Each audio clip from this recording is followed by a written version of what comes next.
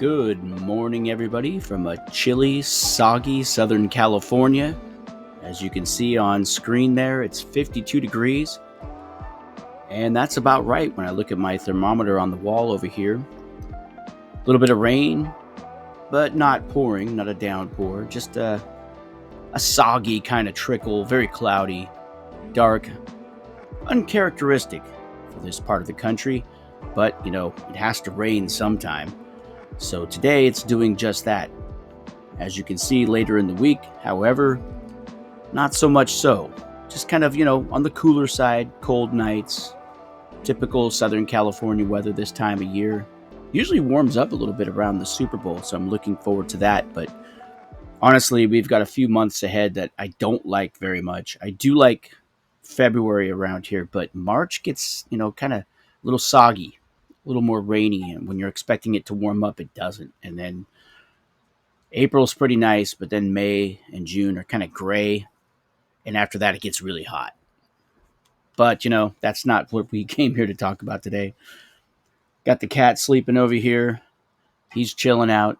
I was listening to some nice, smooth music, and I put some of that on here today for this video. For that reason, I thought, it just feels like that kind of day. Just kind of chilling inside, looking at the rain outside the window, and waiting for the sun to come back. I put together a little bit of a list here at the main site. I just have the championship game here on screen now. San Diego State, of course, losing that disappointing game to New Mexico by less than 2 points. Big play by Puka Nacua was the big difference, and that fumble by CeeDee Lamb, among others. But congratulations to Phil Johnson. He deserves it. 3 years, he's been very close to winning a title in this league, and he finally got one. But at any rate, you'll find down here on the message board that I've put up a post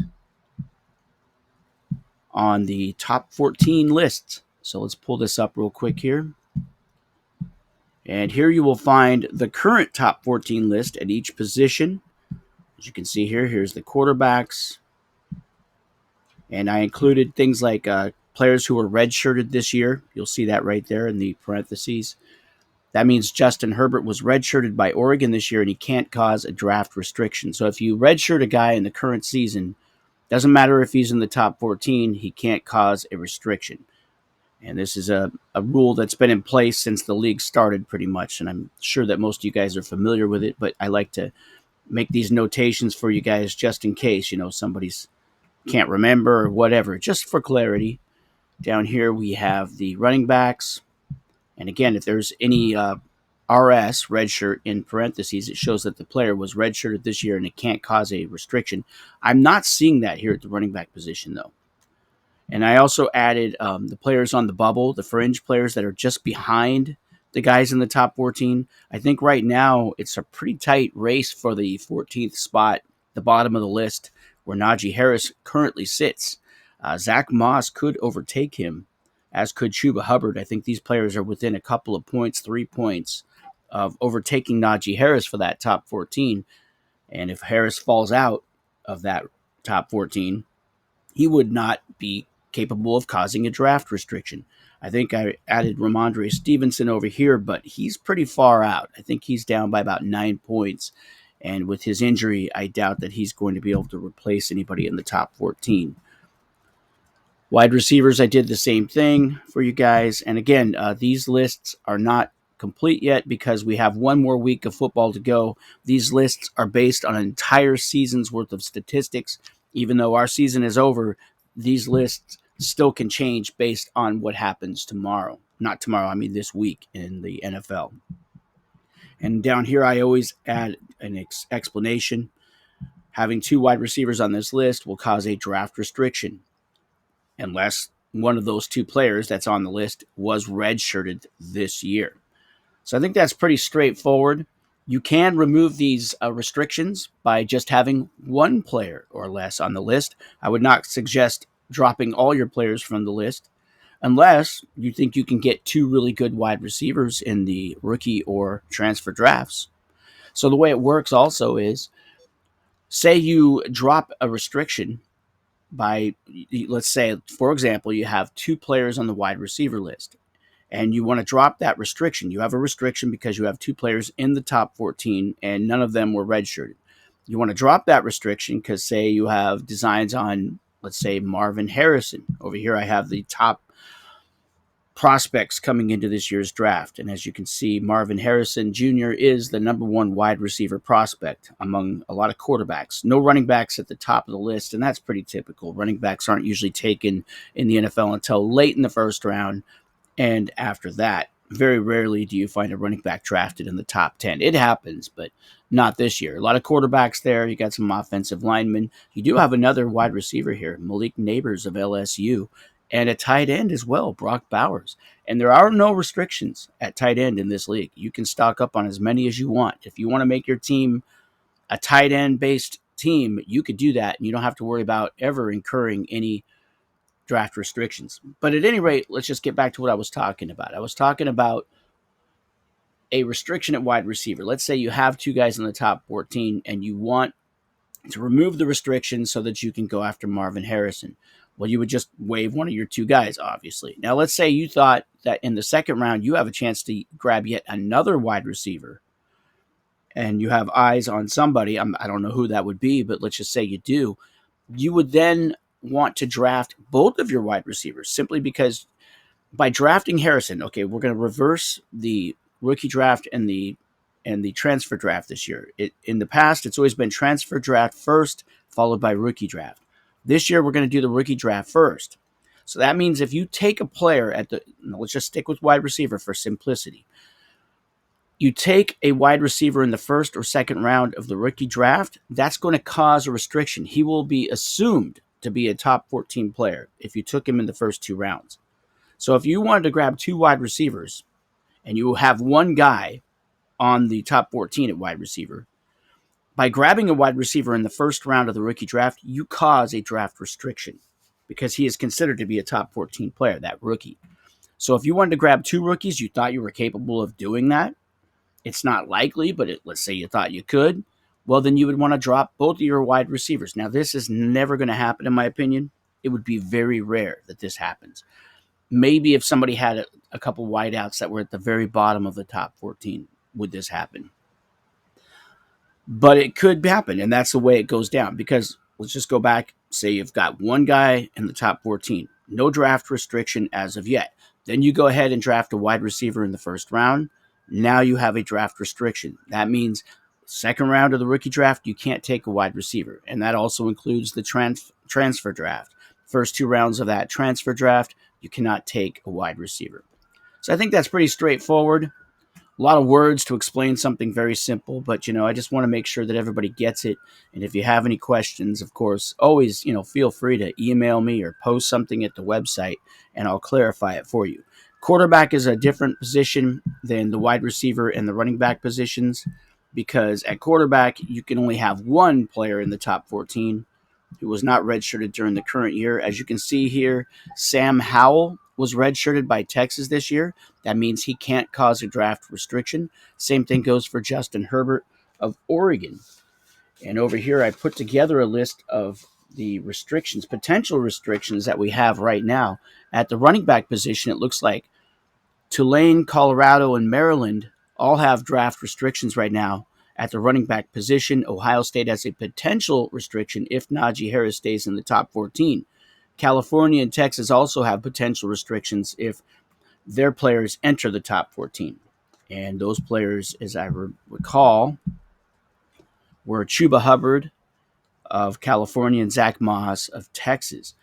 At the wide receiver position, we have restrictions currently in place for San Diego State, New Mexico, and Michigan. And I don't think there's any fringe teams because there's no players that are close enough to the top 14 that could enter the top 14 after week 18. Not that I could see at any rate. And once again, let's go back up to the quarterbacks and just take a look at the list. So here you have it. Anybody on this list who was not redshirted, any team who was a player on this list, for example, Texas, has a draft restriction at the quarterback position. And on top of that, you cannot keep more than one player in the top 14 at quarterback. if you have two guys on this list, you have to release at least one of them. You have to release at least one of them. You cannot keep two top 14 quarterbacks unless you redshirted one of them. So as you can see here, Texas has Sam Howell at number 7, and they have Brock Purdy at number 1, but they redshirted Sam Howell, which means they don't have to drop him because he's basically considered a not, an inactive guy on this list. Even though he's in the top 14, he doesn't count for anything because he was redshirted. So that means Texas can keep both Sam Howell and Brock Purdy. And Michigan has some guys like that as well. They have Zach Wilson, and I think they almost have Mac Jones in the list. He could make the list, but because they redshirted him this year, Michigan, they do not have to waive these players. And as you know, Michigan has Jordan Love here at number 3, and he was not redshirted this year because he was redshirted in a previous season. So he does count as a draft restriction because he was active this last year. He's in the top 14. Michigan, therefore, has a draft restriction at the quarterback position. However, if Michigan wanted to remove that restriction, they just have to waive Jordan Love, let him transfer to someone else. And of course, whoever picked that player up and transfer does incur a draft position or a position restriction at the quarterback position. That would happen in the transfer draft, which is going to be after the rookie draft. That means that if you took Jordan Love as a transfer in the first round of the transfer draft, then in the second round, you wouldn't be able to take another quarterback. And these are always updated during the drafts. You guys have been here for a few years, so you know how that works. Every round, things update, as I always keep an eye on things. And another thing, I noticed that Ohio State, I think it was Ohio State, didn't activate Rashee Rice at wide receiver for the playoffs, for the bowl games. I think that Gerald Lane has been busy this season, so he kind of lost track of his teams. He's normally a very active GM, and I didn't notice that he didn't activate Rashee Rice here. He could have done that because Rashee was put on redshirt status, was put on the farm before the season even began. He had 4 eligible games and still keep his redshirt status. So I just didn't notice. I just assumed that Gerald was doing that because he usually does take care of his own business. If I would have noticed that, I would have definitely activated Rashee Rice for him. And I do that for the owners or the GMs that maybe aren't as comfortable with the rules in this league because they're not familiar with them, because this is a very unique football league.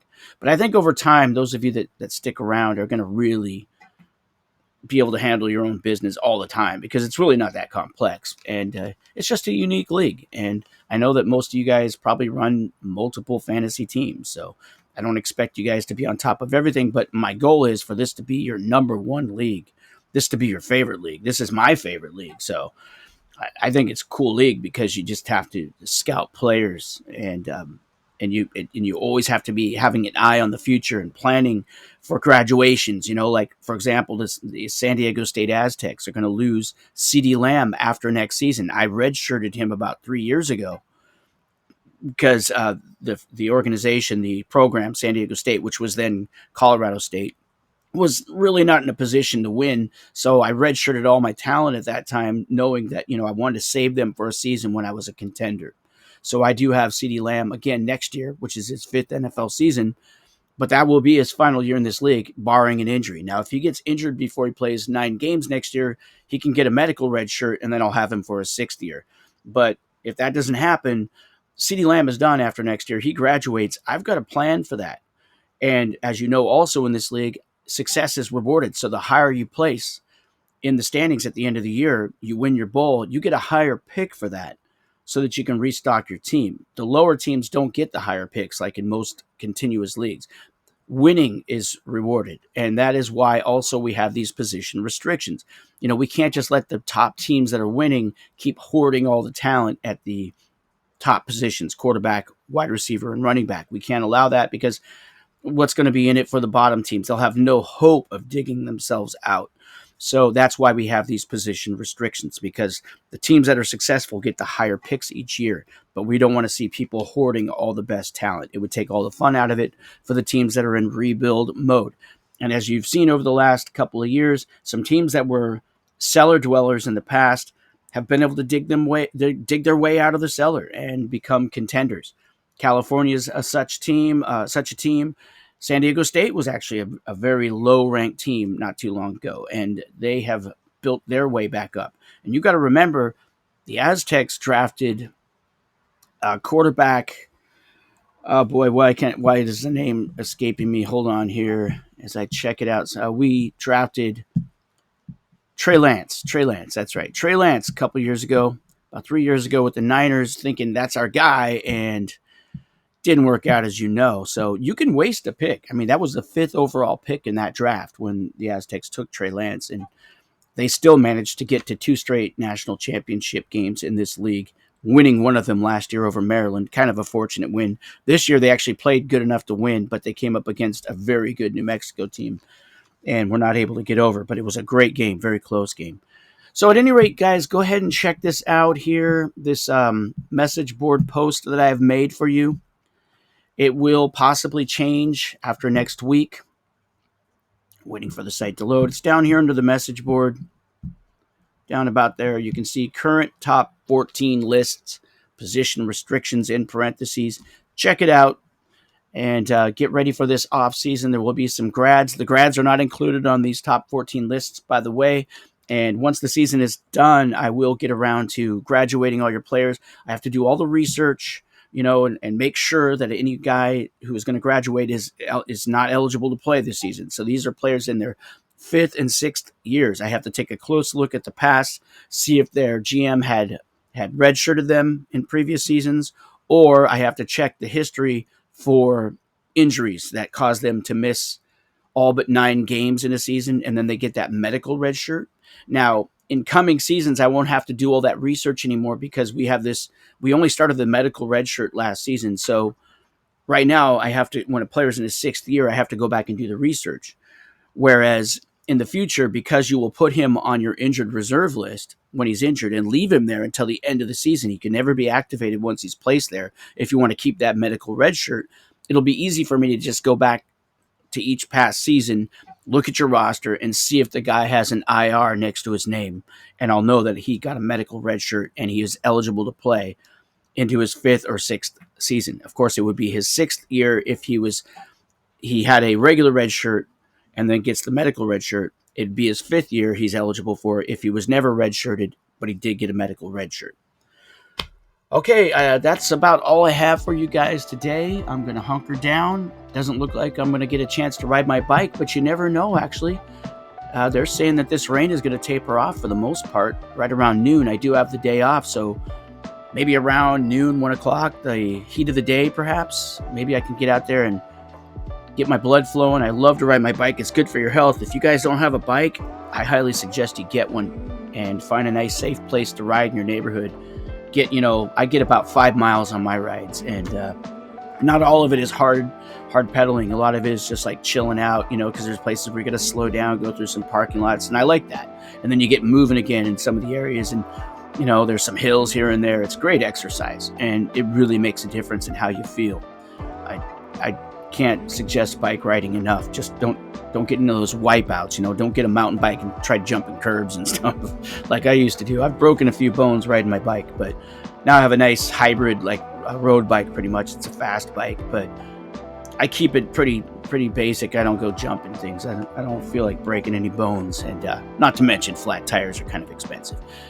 All right, done rambling here. Hope that was informational enough for you guys, informative enough. I'm going to keep making videos in the off season. I'm going to get into some of the teams, really look at some teams, and study them. And again, I'm going to eventually get on to Skype with some of you guys, most likely Mark Jones, and we'll talk a little football, have a little fun with this. The off season in this league, as you know, is a great time as we plan for our futures. All right, guys, I'll talk to you later.